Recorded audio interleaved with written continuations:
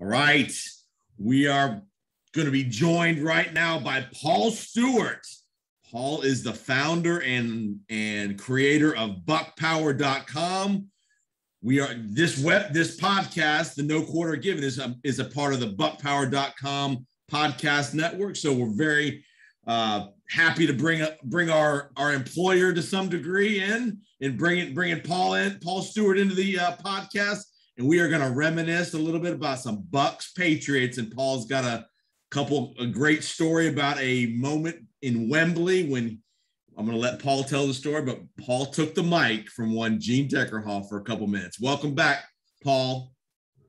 Thank you, Jason. Yes, so 2009, the Buccaneers were playing in the International Series games in London, as you said, at Wembley Stadium. That was where the NFL would take two teams over to play a meaningful game in front of 80,000 British fans. And the first one had been in 2007 with Miami and the Giants. The Saints and the Chargers came over in 2008, and the Bucs were brought across in 2009. Now, it counted as a Buccaneer home game, but of course, at that point, they were 0-6, taking on a rather strong team in New England with a well-known quarterback who I think now plays in Tampa.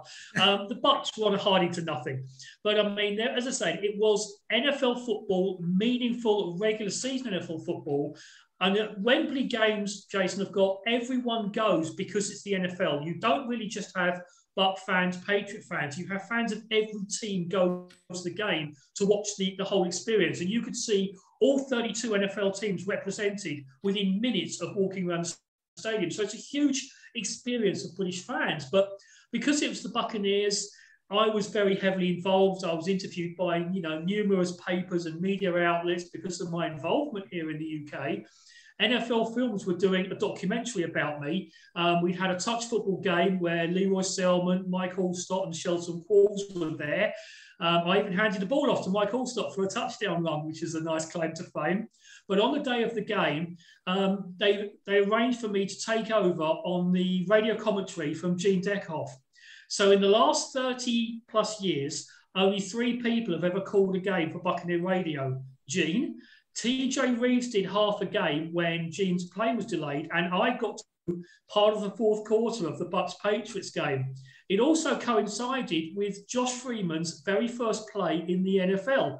They brought him in, and I was on the microphone.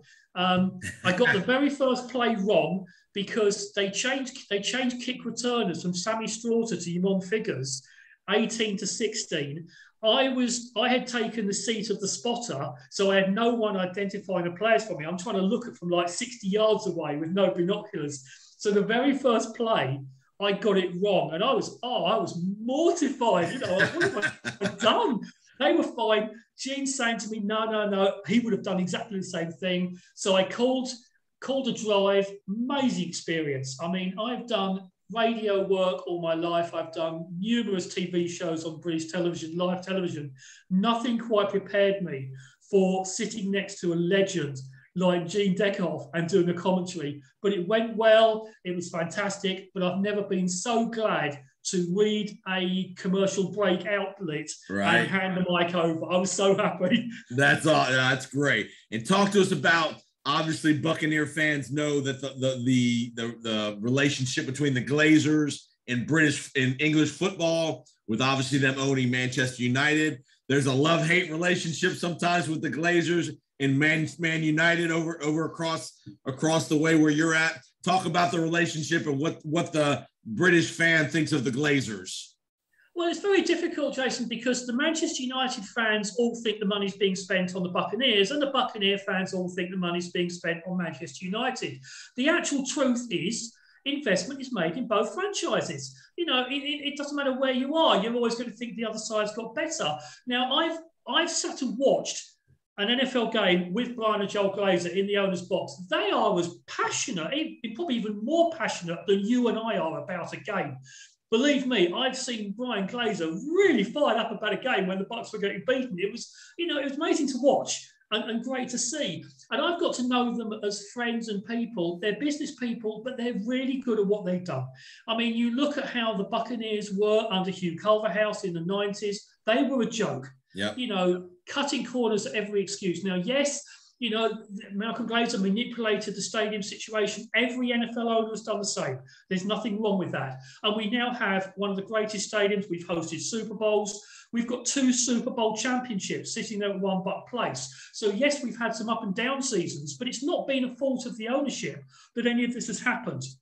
It's almost been a case of player development, coaching situations, making a choice of coach which turned out to be wrong, but at the time it looked like the right one. So you can always hold people to account. But right now, there are a whole bunch of other NFL franchises who would say, do you know what? We'd love to have 2 Vince Lombardis that Buccaneer fans have. No, you're right. There's, like I said, it's the same over here. It's the kind of the Glazers are very much up and down in the public over here as well, depending on kind of what's going on in the community. I'm going to tell you a Mike Allstott story that you'll appreciate. I know you know Mike a little bit. Mike coaches high school football over here in Tampa, and I referee high school football here in Tampa as well. And about 2 weeks ago, I refereed Mike Allstott's team against another private school team in Tampa. And one of the other coaches on the other team was Martin Gramatica. Yep. And it gets better. It gets better.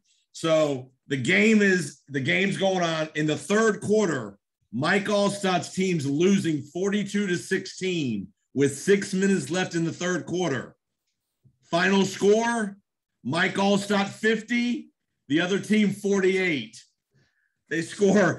They go on an unbelievable run in the last quarter and a half of the game and win the game 50-48. Now, because Mike Allstott, of course, was known for his ability to run the ball and run the clock out.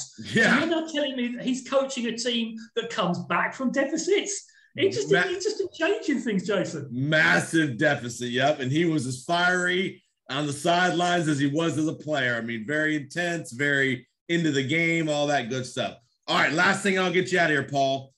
Paul, you've got an unbelievable website, buckpower.com. Talk to the audience and talk to the part of your podcast network. How did this website come about? Where did all the passion come from for you? And where did you, if you've not been on buckpower.com, fans, go. Every game, every box score, audio clips, video clips from every game, every rivalry. That's where this podcast, No Quarter Given, has come from. Talk to the audience, Paul, about where that idea came from for you. Well, for me, it was almost 40 years ago, one of the first ever games shown on British television. We were showing highlights of a Monday night game, introducing the NFL to British fans. And I missed the first couple of shows, but the first one I watched, Tampa Bay beat Miami. And I thought to myself, wow, that team in orange must be pretty good. I'm going to support them. They then had 14 straight losing seasons. And Doug Williams, when he found out about this, decided it was my fault, not his fault, that they had all those bad years. But I think, Jason, when you become a fan of a team, especially here in Britain, whether it's a soccer team or any other team, that's your team for life. So I'm a Buccaneer fan, and I went through the losing, and I've said on TV many times, you can't appreciate winning until you've been through the losing. You can't appreciate true love until you've been burned. So I grew up, with all those bad days. So, of course, when we started winning in the late 90s and the Super Bowl, the passion was there. I was writing a magazine for British fans called There's Always Next Year, which summed up being a Bucs fan. I did 200 copies of that. And I thought, well, okay, I'm going to start building a website. And I launched Buck Power on January 2002. I'm getting near 100 million hits all time since then. It's always free to access. It always will be. There's no hidden screens. It's just, you're right. It's every player, every game, everything Bucs. And I do it because I love it. If I didn't enjoy it, I wouldn't do it. But I've made so many friends, Buccaneer fans around the world. I've got to know so many players and front office people. I'm coming over for a game in November against the Giants on Monday Night Football. I'm going to be meeting so many people for the first time I've never met before. And to me, that's what being a Buccaneer fan is all about. No, you're right. And you and I have never met in person. We've talked several times on Zoom, so it'll be a pleasure to meet you in person. And we'll keep up the great work, Paul. You are a jewel for the Buccaneer franchise. Again, you are the unofficial historian. And again, if anybody that wants to know anything Buccaneer related in their history, buckpower.com is the place to go. Awesome video clips from back in the day, network TV, cable TV, audio clips, Mark Champion, Gene Deckerhoff, TJ Reeves, and even Paul Stewart on the call. Brilliant. Thank you, Jason. Awesome, Paul. We'll talk to you soon. Appreciate it. Keep up the great work. Thank you, sir.